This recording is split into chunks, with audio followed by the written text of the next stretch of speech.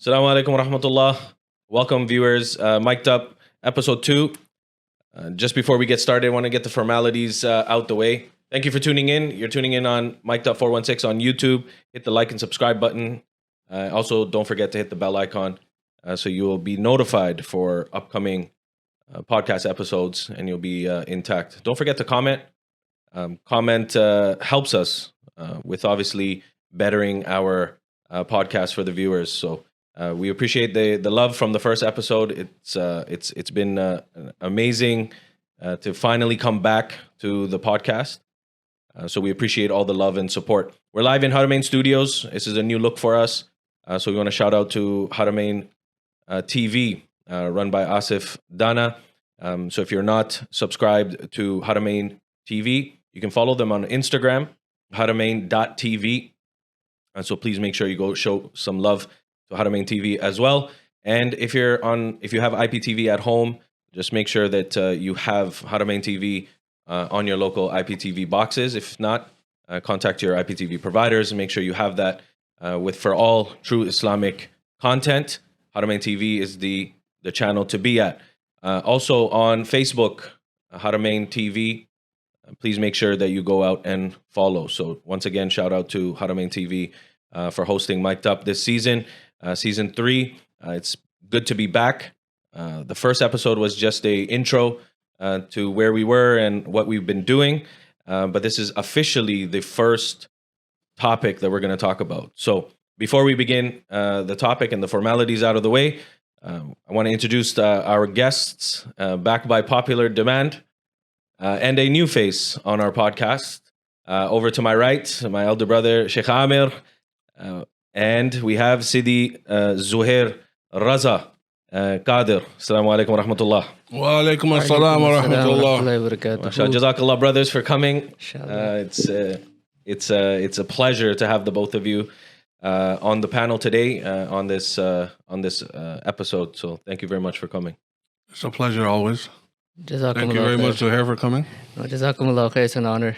I'm a nobody, but alhamdulillah, the honor is yours, man, to be here. Alhamdulillah. It's very good to have new faces. And we always talk about that there's always 3 people on the panel that have different views and have their different intellect and add their input, especially for the viewers. So it brings a different flavor. So I appreciate the both of you taking the time out. We're going to jump right into it. Inshallah. It's the hottest topic happening right now. And I think there's no more important topic that we should be talking about. Hence the colors that we're wearing today. It's the most important topic, and it's about Palestine. I don't think there's anything that is more deserving of having an episode about and having a discussion in regards to this. So there are some questions. I want to start with Shaykh Aamer first. Let's talk about why is Palestine important to us? Let's start there.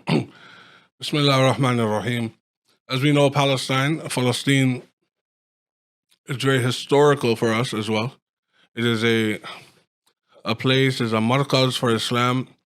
As we know, it is Tamam of the Anbiya wa Rasul have came to the area in the sanctuary of Masjid al-Aqsa, Palestine, and from there we know the Isra wal Mi'raj of Rasulullah sallallahu alaihi wasallam.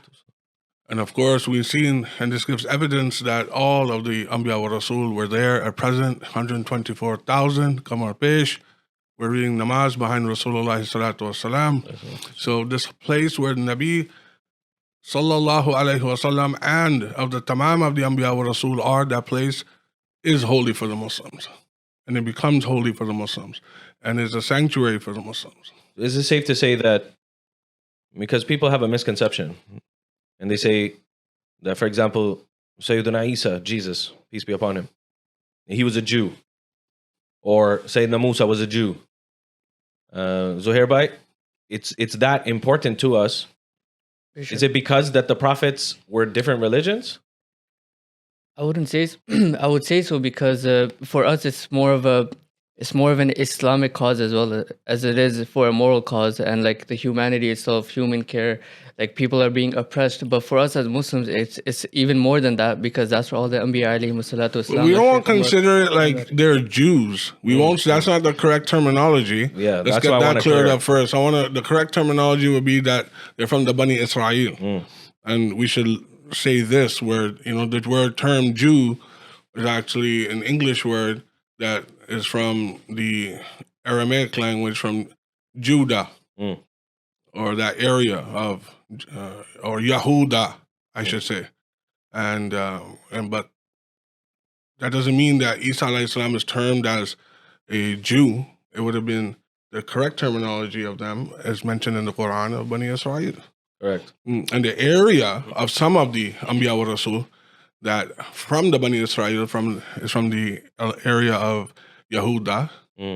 So that doesn't mean that they were from there, because Isa alayhi salam was from Bethlehem. He was from Nazareth, and the places, historic places there. And that's also, this is why we say to the Christians that Nasranian meaning Nazareth in English. So that's not Yehuda. Right. So the correct terminology should have been Bani Israel. And we would say that they're also, like the Anbiya alayhi salatu wasalam, they all conveyed the same message. Right. So they're all Muslims. Perfect. This is what I wanted to say, because they say that Sayyidina Musa was a follower of the Torah, which they say that is still preserved today, which we know it's not. And Sayyidina Isa brought the New Testament with the Injil, and that is still preserved today, which is not.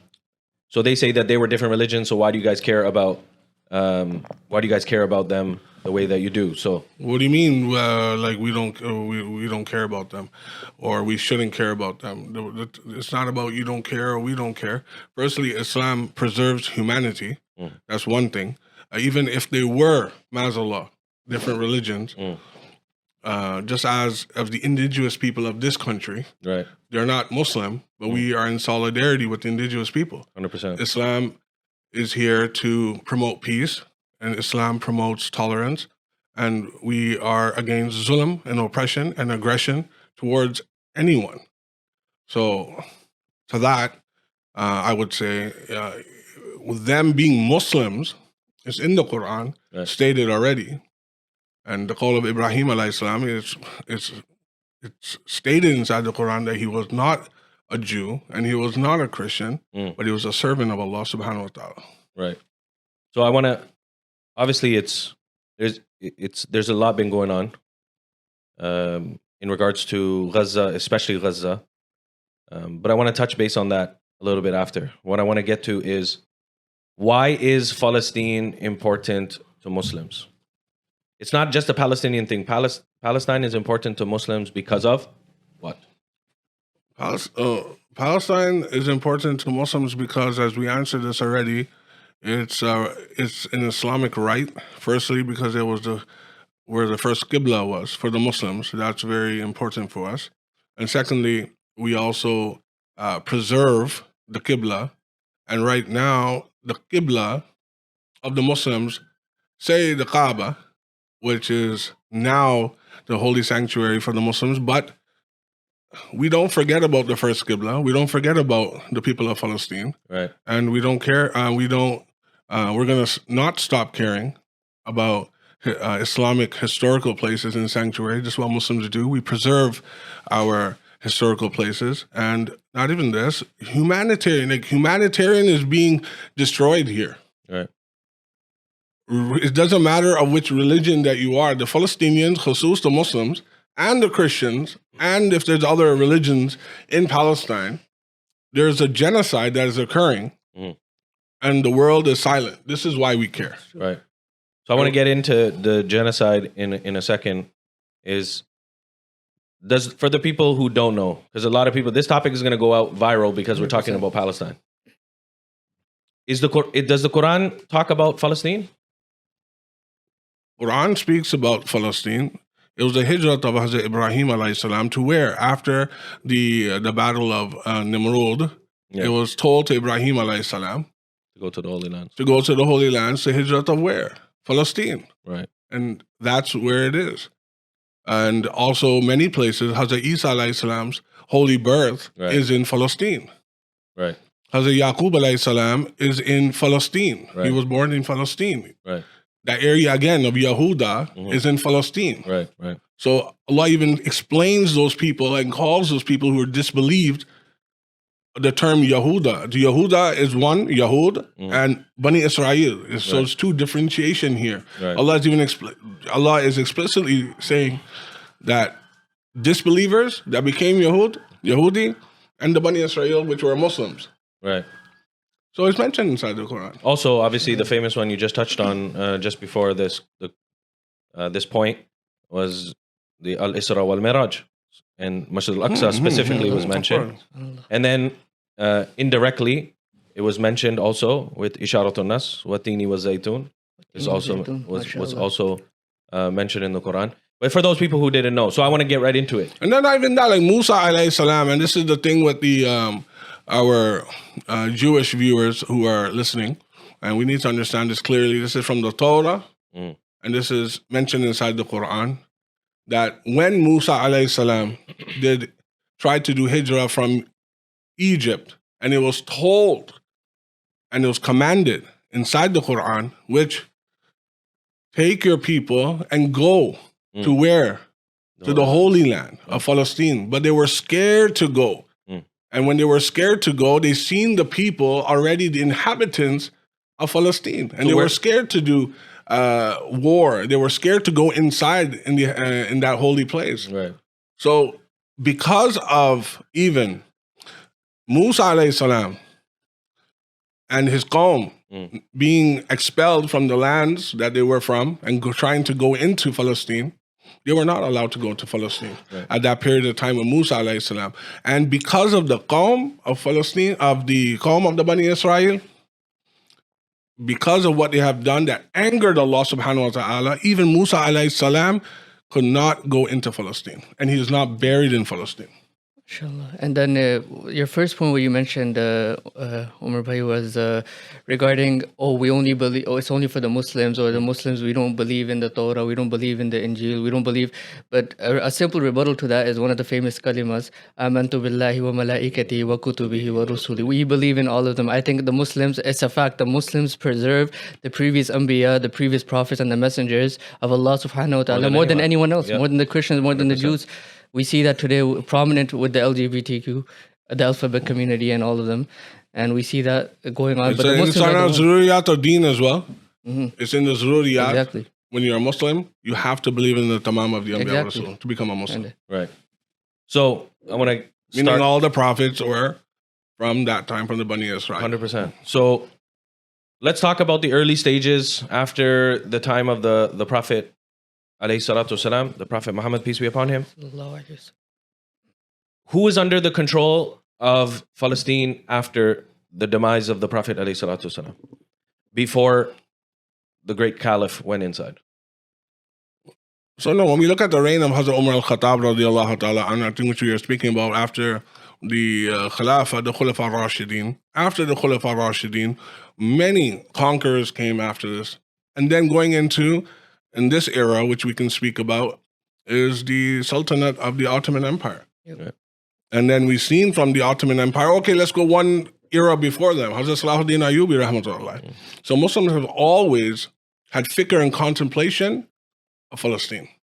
And So there the was time always of- in their mind. The time of Sayyidina Omar, it was the Romans, and then Sayyidina Salahuddin al-Ayyubi, they conquered Palestine.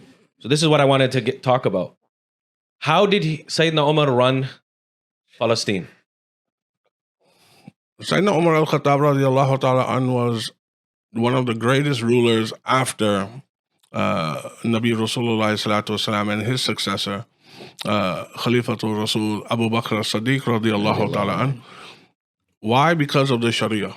The difference between other religions and the Sharia of Islam is that we have prohibitions. Mhm. It didn't allow anyone, any leader, to defame or dehumanize or discriminate or being prejudiced towards any other religion, because Islam it preserves humanity. Right. And this is what Umar al-Khattab did.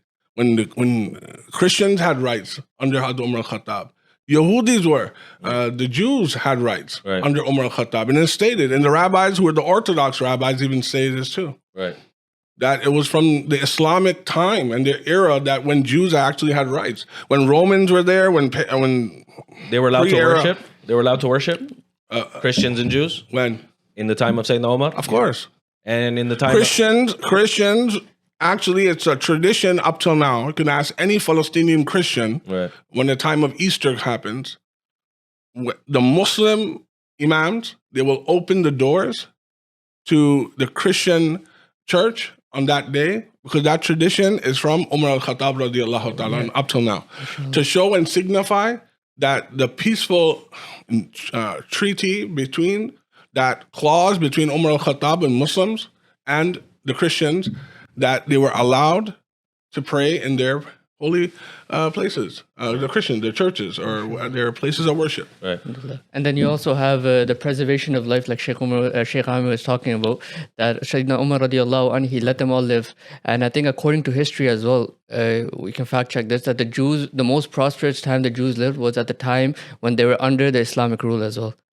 So this is where I want to get to. It's a segue. And even now, the Orthodox Jews now, the real, we should say, the Jewish people, not the Zionists, the Jewish people. Talk about Zionists. Yeah, the Jewish people now who are siding with the Palestinian people, they're admitting and they want that land to be back to Palestine because they know that one, this land belongs to the inhabitants and the indigenous people of that country, which are the Palestinians. And secondly, they are happy under the Islamic rule. Yeah, and the Palestinian Arabs, sorry, Zuhair, but Palestinian Arabs, correct? Yes. So the people of the land of Palestine were Arab, they weren't the people who speak Yiddish or whatever they're speaking. They're from Austria, Belgium. That sounds like a dish. Yugoslavia. I don't know where you know. Okay, their history due to the Holocaust, and it shows, like, you know. And look, I'm going to be very clear. What happened with the Jewish people in the Holocaust? We're in solidarity with them. 100%. The reason why we're against oppression and aggression with everyone. 100%. This is not a religious issue here. This is based on humanity as 100%. Well. Just that battling and tackling and the zulm that they have against the preservations of Islam, our historical places, this is not allowed. Right. This is why now it's an Islamic issue now. Right. So are we saying that an Islamic rule is better because we're Muslim? Because then we have a bias, right? People can look at us and say, "Oh, you guys are Muslim, so you guys are saying it." So are we saying it from a bias standpoint or not? Regardless, we're going to be biased because at some point. But what does intellect tell us? That because of whose rule? We're comparing the rule now versus Sayyidina Omar. That's where I started with Sayyidina Omar. I think looking at it logically as well, or rationally as well, if you look at democracy, they have something called moral relativity. So moral for them changes over time. Whereas if you look at the Quran and you look at Islam itself, with even the non-Muslims, they agree to this, that Islam it's an objective view of morality. So no matter what time passes, Islam will have its morality grounded based upon the Quran, based upon the Sunnah, which doesn't change over time. Same way like how we mentioned Sayyidina Umar radiallahu anhu, in his time when he was there, they gave the keys to him. They went out and gave the keys to him. And when he was coming towards Masjid al-Aqsa, when he's coming towards there, he didn't recognize because he was the one walking, and because of the fairness, mashallah. Yeah. So he was walking and his slave was on the camel. Yeah. So I mean that just shows. Okay. That's one era. Second era. What led to the great emperor Sayyiduna Salahuddin going into Al-Quds Sharif? What led him to go there? Well, look, Salahuddin Ayyubi rahmatullah, if you look at the biography of Salahuddin Ayyubi, Al-Shafi'i, Al-Ashari, Al-Sunni, Al-Qadri. We have to make this clear first. Whenever there was a rule from the Khulafa Rashidin, and after them, whenever Islamic rule occurred, it was from the Ahl Sunnah wal Jama'ah. MashaAllah. Salafis never ruled the world. They never ruled the world. And it's historically. I'm not because, again, that we are from the Ahl Sunnah. It's never occurred. Tell me when. And we can see Only the kingdom. we can see the kingdom now, how they're acting and behaving. Yeah. It shows that they're not ready, or they don't know, or they don't understand about the Islamic rule. And there's another propaganda and agenda for that.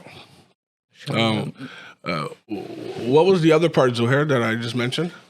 The going into Al-Quds, Sayyidina Salahuddin. What drove him to go into Al-Quds? The contemplation, when the zulm of Muslims, again, which is happening now, this contemplation was that time as well. When it was the Crusaders at this time now that were doing zulm and oppression against the Muslims and the Palestinians, and this did not allow Salahuddin Ayyubi rahmatullah sleep.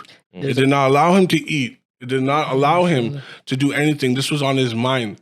And this is a famous call of Hazrat Salahuddin Ayyubi rahmatullah. How can I sleep when Masjid al-Aqsa is being harmed? How can I eat when Masjid al-Aqsa is being invaded? How can I even be at this station where I am at, where the Crusaders are having zulm against the Muslims, and Masjid al-Aqsa is being attacked upon? Right. This contemplation is what all Muslims should have now.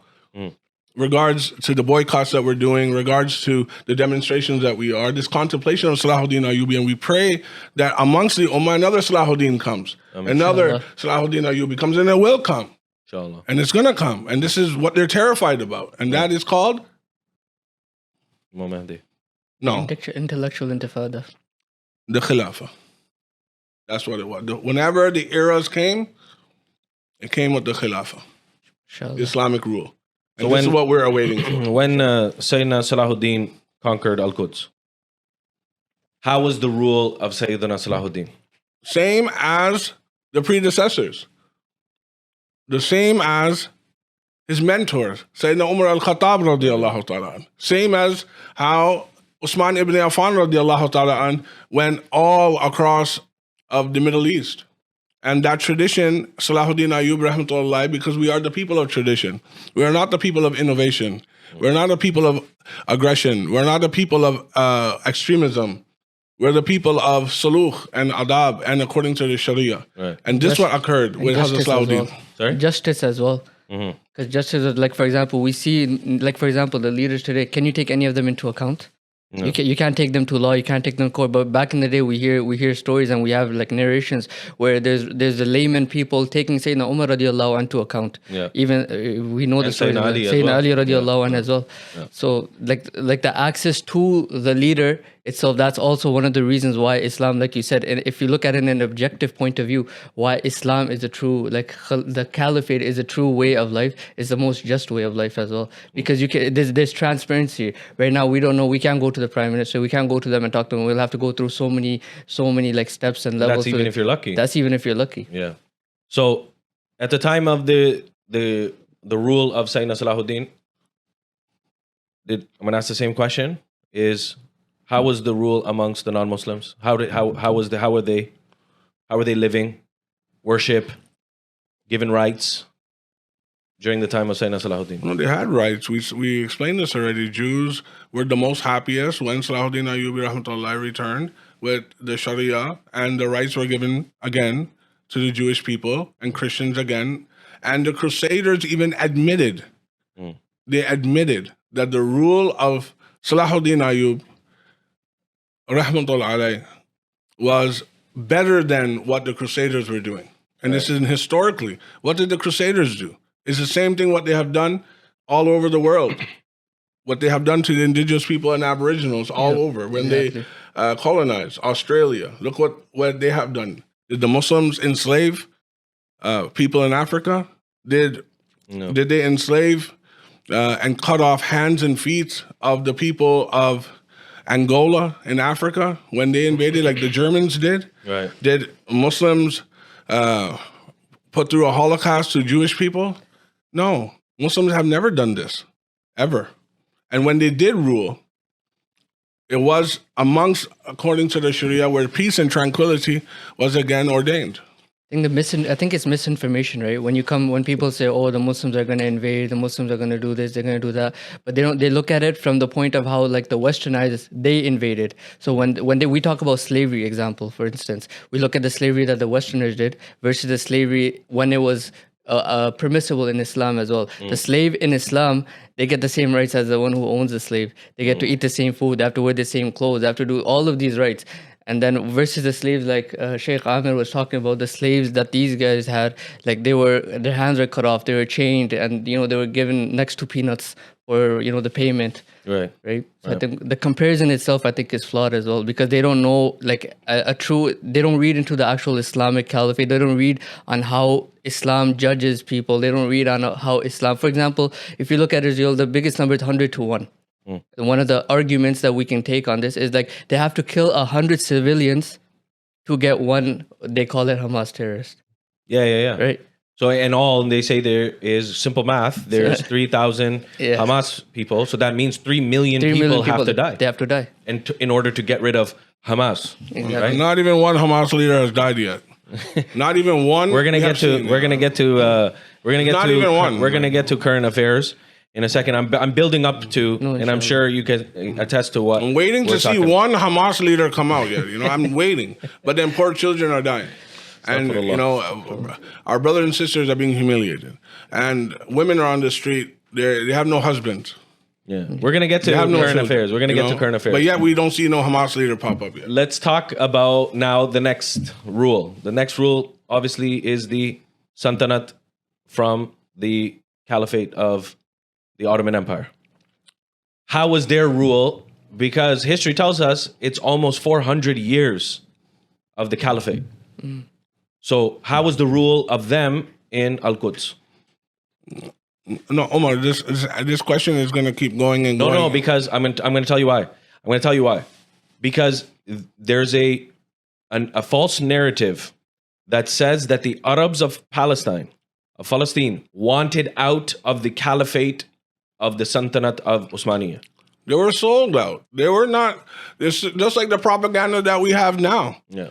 They built Jordan and they expelled the Palestinians and they gave their leader the Sultanate of Jordan. Right. And British did this. Mm-hmm. They're the one who created nationalism. They're the one who said, okay, you go this country and eliminate, and so we can now invade and make this a homeland for the Jewish people. Mm-hmm. They have created this idea of nationalism. There was no nationalism at the time of the Ottoman Empire.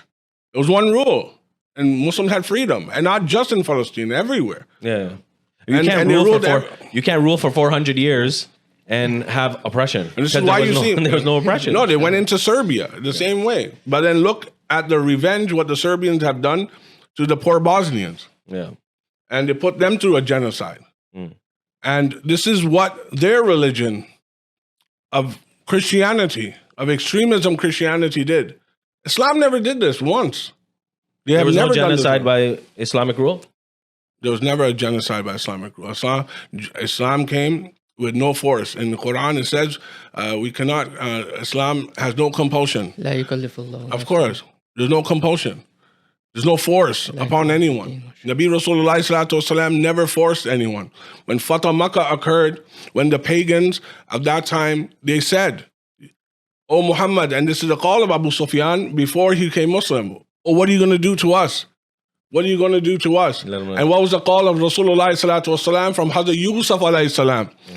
When Yusuf Alayhi Salam had his brothers come to him now, he could have revenged them, but he said, "I forgive all my brothers and sisters." Anyone who comes to the house of Abu Sufyan is free. That was just the house of Abu Sufyan, all of the pagans. And everybody came This is how Islam was embraced. This is peace, this is love, this is engagement. This is what Islam does. Right. And they've seen the love of our master Rasulullah Sallallahu Alaihi Wasallam. It was because of his mercy. Let's get it. Sorry, go ahead. No, mashallah, how you're going down the historical, like, for there's a reason I'm going that way. Omar radiallahu, and then we had Nuruddin Azangi rahimahullah. Now we have the Ottoman Empire. Now, even in this, if you see a similarity in all of them, what is it? They all do. How are they judging? How are they ruling? The answer to that is very clear as well. That's what I wanted to give to the people who are listening. A systematic, historical breakdown exactly of from Sayyidina Omar to the Sayyidina Salahuddin. It was very simple. It was very simple. That's why was because very simple. people have a misconception. No, That's why this I is want very people to know. simple. If you do not want it to become Muslim, even when Khaybar was, and we told that time when the Jews were conquered, and Ali ibn Abi Talib radiyallahu ta'ala an conquered Khaybar, and the Muslims conquered Khaybar under the commandship of Rasulullah sallallahu alaihi wasallam. If you did not want to become Muslim to the Jewish people, what was ordained to them? What did they have to do? If you did not want to become Muslim, what does the Sharia say? To give what? Jizya. And you are free to do this. And you give jizya and you are in peace. So is This this is tax. Is this tax a bad thing? Because they throw that at us. Oh, you just want to rule over, so we have to pay your jizya. So another to add on to that, is jizya more than zakat or less than zakat? Less. It's less than zakat. And is it more or less than the taxes imposed on it in democratic country? Less. So what's the problem? That's We what- pay more in Canada than the jizya. But people use that. People use that. They say, oh, you just want to rule over us because you just want our jizya. You want to charge us jizya. And it's a 2.5% is our zakat. Yeah. And jizya is less than It's that. less than that. By the Sharia. And what if you can't give it? Nothing. Nothing. You don't get you're jailed. Okay. You're You don't okay. get jailed. You don't get punished. This is the rahmat of the Quran. This is the rahmat of Rasulullah sallallahu alaihi wasallam, and this is taught by Allah subhanahu wa ta'ala. Islam is the best of religion. And even if they were to, let's just say, even if they were to pay the jizya, pay the zakat, pay all of that all of that money, 100% transparency goes back to the people. Of course. It's a country that's how they make their revenue. Sayyidina Omar mastered this And philosophy. Baitul Mal used to be empty by the end of the year. Yeah. And they used to pray sadaqah, they used to pray nifl, that alhamdulillah we're empty. Over here we have the governments, we have like these rulers, they have money. We're always in debt. They're happy. They're in debt 3.32 trillion something. Yeah, we're in debt. The Canada's in Ottoman debt. Empire used to put bags of sadaqah and zakat onto the trees. Subhanallah. During travel for on the the time of travelers. that time, because there was no poverty, and there was no one taking the sadaqat and zakat. There was no one able. Everyone was fulfilled. Everyone had. And the famous call of Sayyidina Omar radiallahu anh, that even if there's a goat that's stranded in the mountains, Umar has to make Answer to it. Yeah. Subhanallah. And Sayyidina Omar's Dore Khilafah, everybody was paying zakat, including the jizya tax by the Jews. Another question: did they want to be voted? Did they want to rule? No. Because it's a burden. Appointed. It's appointed. They're always appointed. Yeah. Subhanallah. Okay, And there so was no cats and dogs on lonely on the street of Sayyidina Umar al-Khattab radiallahu ta'ala an's reign as well.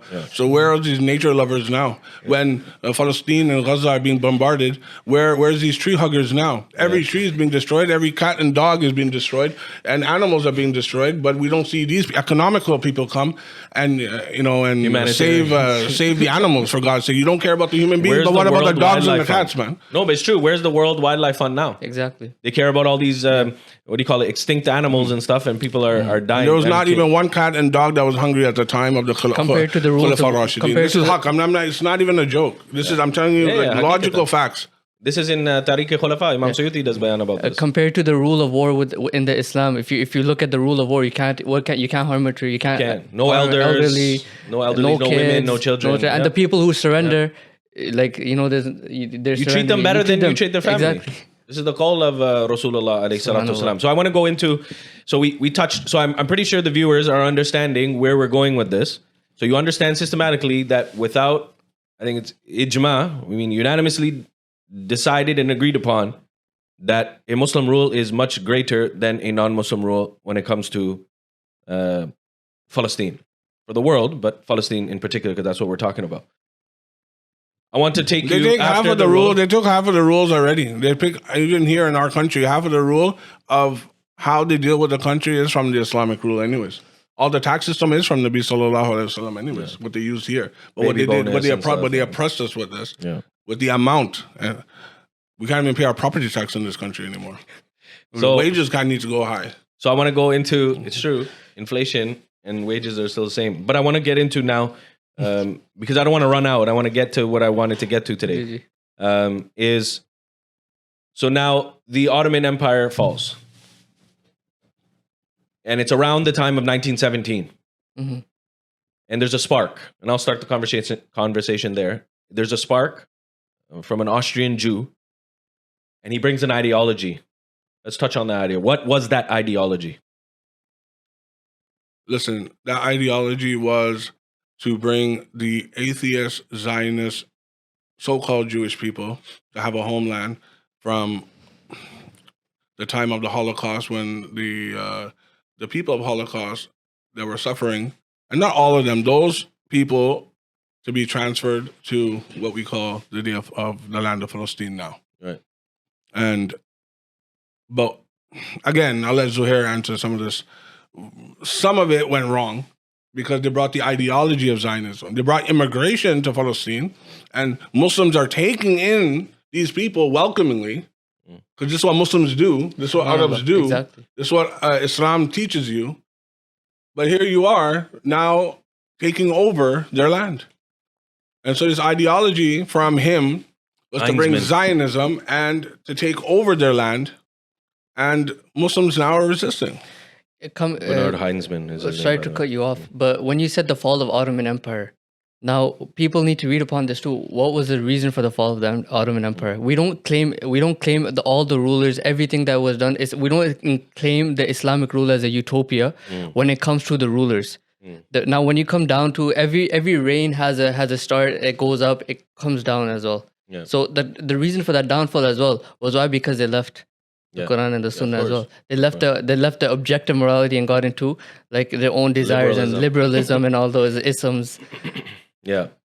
So Zionism sparked, and you touched on atheism and stuff. So Zionism is not Judaism, because they say it's the same thing.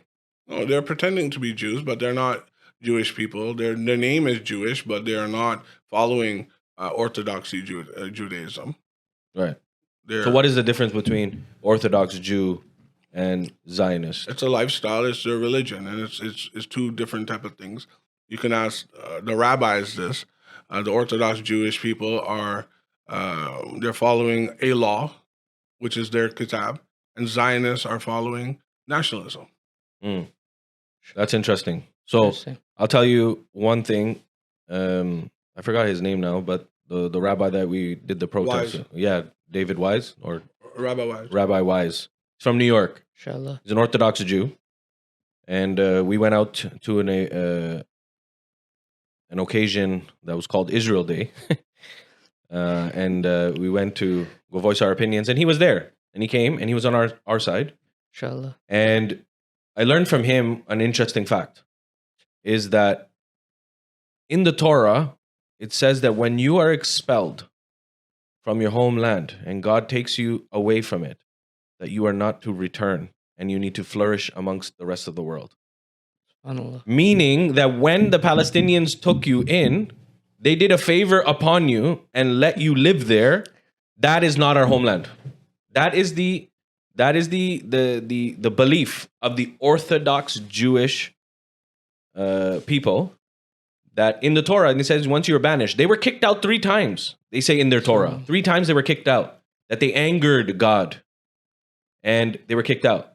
So this whole idea, I'm going to take you to 1917 when this all started. Okay. And then the rule of the British, they made a treaty between the Palestinians, and on one side, they wanted to merge. This is after World War I and in between World War I and World War II. Two-state solution, is that what it was? No, before that. Before that. So the British and the French joined. The French wanted a part of the Arab world. Hence why you see French people speaking in Morocco, etc. Mauritius, yeah. So Mauritius as well, etc. So, Libya. Libya and stuff like that. Algeria, etc. So those French colonies, that's what they were doing. The British went and they went into the rule of Palestine. So they wanted expiation from the rule of the Ottoman, and they wanted their own state. But in the meantime, this Heinzman and all of these people started, and Balfour, he started a treaty. Can we talk about the Balfour Treaty? He started this treaty to establish a state for the Jewish people because of what has been transpired through Hitler and his regime and the Nazi regime in the Holocaust. So they wanted this, so they were plotting. So the British played the Palestinians and they played the Jewish people. So they actually favored the Jews from Europe to come into Palestine. And then the Balfour Declaration happened. And that Balfour Declaration that happened was shocking to the people. 30,000 to 60,000 people migrated in 1 year into Palestine and took over lands from the Palestinian people. 30,000 to 60,000 people. And it was a slow, systematic plot to derail the businesses, to derail the land and vegetation and all of that. People were getting kicked out left, right, and center. That's why we always say this is not happening now. They've been injecting poison since 1917. And then they came to the time of their independence. Is it an independence? For who? For Israel. No. The illegal occupational state of Israel. No. I mean, we don't call it Israel. We still call it Palestine. Yeah. It's not, it's been taken over, and Muslims are not going to, and the Arabs and the Palestinians are not going to give that land back up. And we're going to continue to fight in solidarity for Palestine and give that land back under the constitution and legislation of the Palestinian people. And they decide of who their governorship should be. And it's not from the Western world, and it's not going to be Israel and the Zionist regime. The Zionist regime needs to step down. Right. And it's already been in default already. There's people of Israel who are Zionists, the people. If you look at what's happening in Israel right now, other than the catastrophes that's happening in Gaza and other parts of Palestine, Israeli people are on the street right now, and it's not shown in the news and social media and etc. Actually, Israeli people who are just liberal who are condemning this as well from Netanyahu. They don't want him. Actually, this war is another propaganda that's happening against the Muslims because of the reign of Benjamin Netanyahu, because he wants to rule again, because he's going to get jailed. The people want to jail him. Right. His own people want to jail him. So there's a huge conspiracy that's happening, actually, and the people of Israel, literally, they are not happy at all. Right. They actually want this government to fall. I just want to backtrack for a second. So we all know from between 1917 and 1940, we'll call it between 47 and 48, because the Nakba happened in 48, and they consider themselves their independence on May 15th of 1948. 720,000 people were disbarred from the West Bank. 720,000. 1.2 million people were killed. Can you imagine? Like, these are things that are not spoken about enough. Like, you talk about like a rule. So these guys come in, they live amongst you, but in their mind, they're plotting to overtake, shutting businesses down until they get enough people. So people started flooding in. Imagine from 1917 to 47, the British is ruling Palestine, right? So they're like, yeah, keep the floodgates open and you're coming in. Free immigration, you got free land, you got everything. But that land belongs to a Palestinian, whether it's a Christian or a Muslim, an Arab, not a Yiddish speaking person. Okay. Right? So all of these things are happening. And this is what I want to tell everybody who's watching. Go look it up. Like what you said, fact check. 1917 to 1947, systematic. Where did these people come from? They weren't there. You can't just oppose yourself into a land that's not yours. You come and say, we are the rightful people of the land. You don't even speak the language of the land. You're speaking, it's not Hebrew even. You're speaking Yiddish. Anyways, so I just want to go back. And they took hummus away from the Arabs too. Yeah, everything. Hummus and shawarma and everything. They call it their own. And they don't even look like they're Arabs, like straight up. They look like they're from another country. Like they're not Arabic. Like, Well, they're European. We know that, right? But I want to go to, sorry, go ahead. No, go ahead. No, I'm saying like you said, the European. Why is DNA? Why can't you check your DNA? The DNA check is illegal in Israel too. Yeah, I know, because they're not from there. This is what doesn't make sense. Anyways, I just want to go very far back to the time of the denial of Sayyidina Isa. Is it true that Zionism or Judaism, or who is it, they denied Sayyidina Isa? So who are they waiting for? Because they're still waiting for their Masih. Who is their Masih? What are they waiting for? And so on and so forth. Just touch on that, because I think that's a very important play in this whole this issue with Palestine.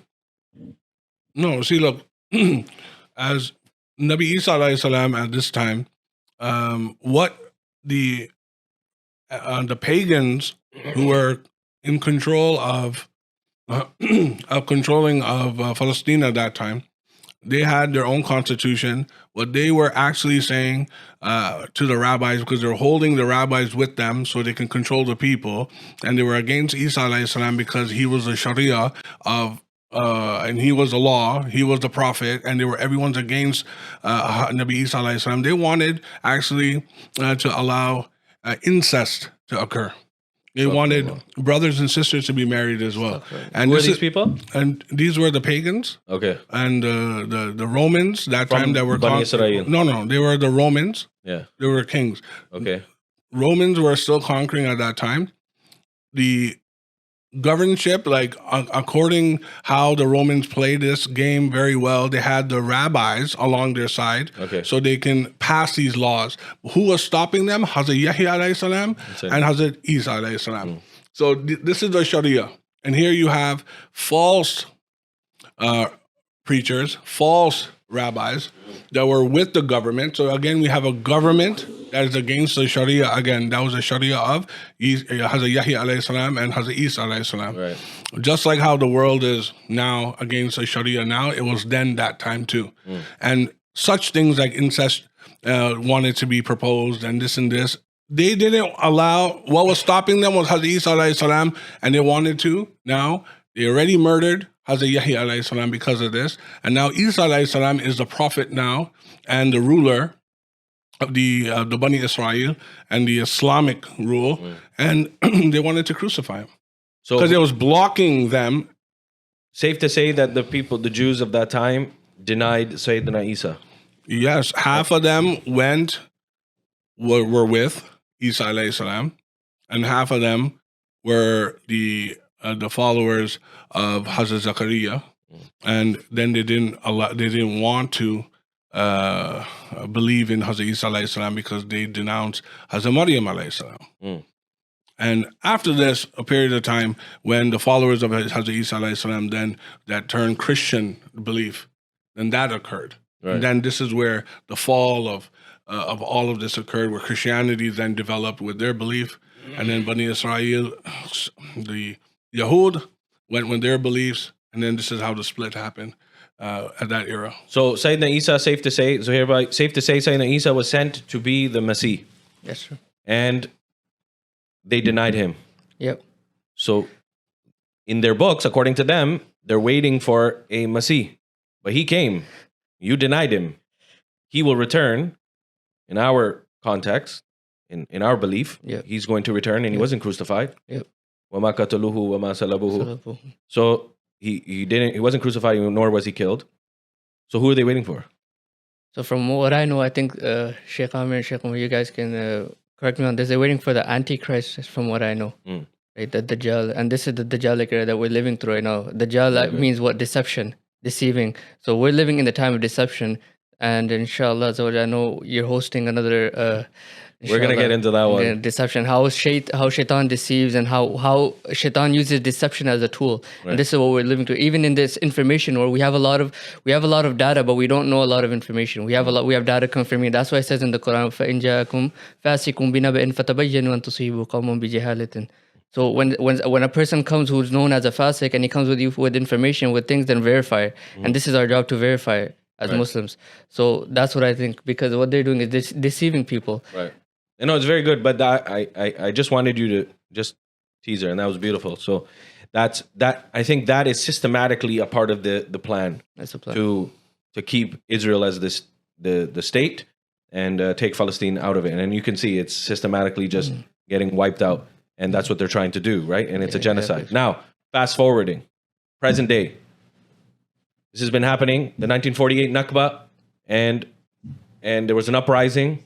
And all the Arab countries surrounding obviously gave a voice to the Palestinians at the time and supported, and there was a civil war that broke out. So from that time to now, what have they been doing? There's been a genocide through the Palestinians. So is it safe to say it's a genocide? Of course it is. They're enslaved. There's a partition. They're trying to make a two-state solution. Arabs, when they come into the Jewish area, they need a passport, they need an ID card, they need to go through a specific toll road, etc., etc. Even now, Palestinians who are in abroad, they have a different passport. Right. And they have to go through a different country to come into Palestine. They have to go through Jordan to come into Palestine. And they can't fly into Tel Aviv. No, but Jews from New York can go and buy a house in Tel Aviv. How is this possible? Right. And the Jews that have kids right away, they get a green card right away, or a blue card, whatever it's called, to go straight into Israel. But the Palestinians who are born here, they're denied. Right. And it's, of course, you took their homes, you put them in enslavement, and you destroyed everything. You destroyed their belonging. You took everything from them.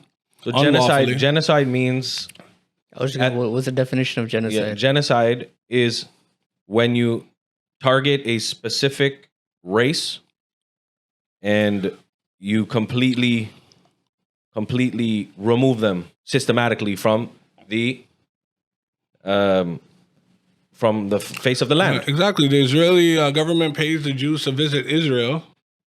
The what? Sorry. The Israeli government pays the Jews to visit Israel. Right. Not even that, they pay them to go to the boycotts as well. Because no one wants to even get them to the boycotts. And they still don't. They're scared. Right. I mean, they're in need of like people to come into their country. And they put Palestinians as refugees, and Palestinians are flourished all over the world. Right. And up till now, the Palestinians are they're resisting, and they do not want to give up their land. But then you put them in a small town in Gaza and keep bombarding them and killing them as well. Open air prison. It's the biggest open air prison in the world. Exactly. And they say, "Oh well, you wanted Gaza, so we gave it to you." But you can't get into there. You can't get into it. You gotta do your own part in there. Like meaning in terms of work, in terms of harvest, and in terms of everything, trade. You can't do anything. Can't do anything. Right. So I just want to quickly move forward because I want to save some for the next one. Apartheid state. Is it an apartheid state? Of course, it's an apartheid state. They did this to South Africa. They did this to the black people. They did this to South Africa. Who did? What is an apartheid state? Apartheid state is a discriminatory action towards a group of people and distinguishes between one religion or one culture or one race versus the other one. And you're being discriminatory. And you would say racism plays, you call them racist, basically, would you? 100%. You systematically take away a racist their land religion. We know and their this. rights. And the their biggest thing is the rights. Their rights. Palestinian people who were born in Palestine, from Palestine, when this Nakba happened in 1948, you can't even revert into Judaism. You got to be Judaism. Like it's a racist religion. They took away their passport. They took away their passports. They're not allowed. That's why even we know people. Like for example, Shaykh Walid. His parents are from Palestine, but during the Nakba they went to Jordan, right? So meaning that we know so many people that are Palestinian because their parents or grandparents or great grandparents were from Palestine, and they had to flee to either Egypt or you had to go to Syria or you had to go to Jordan, so on and so forth, and they can't go back into their own country, and they that's an apartheid, systematically taking away all your rights, overruling. And the British did that in South Africa too, and Nelson Mandela spoke out. Would you call that anti-Semitism? And this is what I want to get to. Are we anti-Semitic? This is the big thing, right? Oh, because the minute we start talking about the illegal occupation of Israel... What does Semitic mean? What does Semitic mean? What is the terminology of Semitic? Abrahamic. Mm-hmm. Discriminatory against the Jews, but we believe in Sayyidina Ibrahim. Are we Semitic or anti-Semitic? We're Semitic. Yeah. The Christians are Semitic too. Yeah. So why do we keep getting labeled anti-Semitic? The minute you speak out, you're anti-Semitic. Yeah, anti-Semitic. We're not. We don't listen. We're not against the ideology of Judaism. We're against Zionism. We're against Zionism. We have nothing to do with Judaism. They are free to worship and do whatever they feel. Christians are to do what they want to do. We are not against any religion. Right. We're against the regime of Zionism. We're against the ideology of Zionism. Right now, real quick, what should we be doing as Muslims, as people, just human beings? What should everybody be doing now? What is your message to the people watching, and what's been going on in Palestine? If you can sum it up, I'm going to go to the both of you. The Islamic point of view, the imams who are living in foreign countries, should be speaking about the solidarity of Palestine. They should be speaking about what is happening in Palestine. They should be educating the people of Palestine. They should be speaking about the zulm and the oppression that the Zionist regime is going through, and they should be educating the kids in their daily Islamic schools. And the musallis, they should be boycotting certain products that are... Can you just rip some out? What boycotting what? Just quickly tell them. Pepsi, Coke, Sprite, McDonald's, Starbucks. Tim Hortons is a sister company of another company. Burger King. We don't even eat places. We don't even go here, but we shouldn't be going here. And you shouldn't. And this goes for like those people who are non-Muslims, who are supporting the cause of Palestine, and they are with us, who are boycotting these regimes as well. You know, Starbucks is closed down in the Middle East, everywhere. And Starbucks... $62 million loss. I think 12 billion, if I'm not 12 billion. You know what? There's a Starbucks where we live, and you can analyze this yourself. The traffic is gone very, very small in their drive-thrus, especially in downtown Toronto as well. I know, and listen, it's not just Muslims that are doing it. It's a humanitarian crisis. Other non-Muslims who are doing, who are also supporting the cause. So you touch base on imams that they should be speaking out. What do you say about those people who are TikTok influencers, social media influencers, so on and so forth, who are not speaking about Palestine? Because you know what's one thing is, and it's worth talking about real quick, is that they're saying that the Palestinians of Palestine should not go against the rule and the governorship, which is the Israeli state. So they're doing wrong if you're going against them and hurting them, and you're going against the ruler. And you destroyed 75 years of my life, and you still want us to stay quiet? Is this the ideology? The analogy, is this what you want? The analogy you can give is if there's a kid and he sees his mother and father dying, they get killed by an enemy. You want to expect that kid to not grow up and avenge his parents. That doesn't make sense either. Right. So the imams who are, or these social... Look, there's a fatwa that's coming out, and this fatwa should be taken very seriously. The Islamic world, the Muslims who are silenced, the imams who cannot say anything. And so the Sharia says they're permitted to stay quiet because it's endangerment to their life. The Sharia says this, that you're allowed to. If someone puts a gun to you and says, I'm going to kill you, if you say this and this, don't say anything. The Sharia says you can be silent, or you can still boycott. It's up to you. But the Sharia said you have permission to stay silent on the matter, to save your life. But here in Canada, where you have freedom of rights, freedom of expression, freedom of speech, and you have freedom of everything, when you have man and man walking on the street, hand in hand, woman and woman walking hand in hand, people are changing their genders here. You have everyone a freedom of expression. Why aren't we Muslims speaking about what's happening in Palestine? Why aren't we protesting? Right. The imams here, if they are not speaking about Palestine, under their capability, no one is saying to go out and do certain things that are out of your capability, but through your capability, speak. Right. Jummah khutbah should be about Palestine. Right. There should be seminars to speak about the holy sanctuaries of Al-Aqsa, Al-Quds Sharif, and these historical places. Why Aqsa means so much to us? Why does Palestine mean so much to us? These seminars should be educating the youth, because the youth don't know what's happening. These are the responsibilities of the imams. Well, and then if they are still staying quiet, then it is blameworthy, makruh tahrima, for you to listen to them. Very well said. Zuhair bhai, I don't want to end without getting to you and your opinion. Your message to the people who have been listening, who care, who want to do something, what do you tell them? For the people who are listening, and including myself as well, the biggest thing is learn about what's going on right now. We have the social media, we have everything online, And people usually resort to like Mufti Google, Shaykh Google to get their Islamic question, whereas you should be going to a scholar, you should be going to an actual person, you should be referring to books through the scholars themselves. And then same thing for this cause. I think the first thing foremost, I think, is to learn about it. Once you learn about it and then you verify it. And then because the Muslims aren't hiding anything, the Palestinians aren't hiding, everything's in front of you. All you have to do is make an effort and learn. And once you learn, then you'll realize what's truth and what's false. Right. Going back to the same ayah I said, if they come with you with information, then you verify. You learn about it, you verify it, and then after that, it'll come to you naturally, inshallah. But that's my message, inshallah, to learn. Just before we end, because there's still a lot more to talk about, and so I'm going to ask you guys to come back because I think we definitely should do a number 2, or part 2. But one thing I want to say is adding to exactly what you guys have been saying, and I just want to put in my 2 cents real quick. I said the people of the masjid, the imams and the board members and the committees and so on and so forth, we need to stop letting our MPs and politicians and so on, counselors and so on and so forth, into the masjid and coming in and trying to get their votes. That's all. Right? They're not doing anything. There's only one MP that I know that from here is Ikra Khalid, who spoke out in the parliament.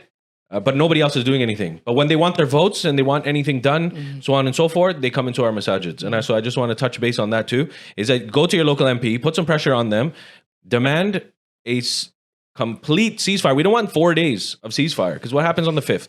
8 days of no bombing, and then what happens on the day number 9? They just went right back to it. So we want and demand a complete ceasefire, and this needs to stop. And I think UN needs to do their part, because they're not united at all. Jazakallah, brothers. Thank you very much for this episode. I think the episode is very, very well. I think will be very well received.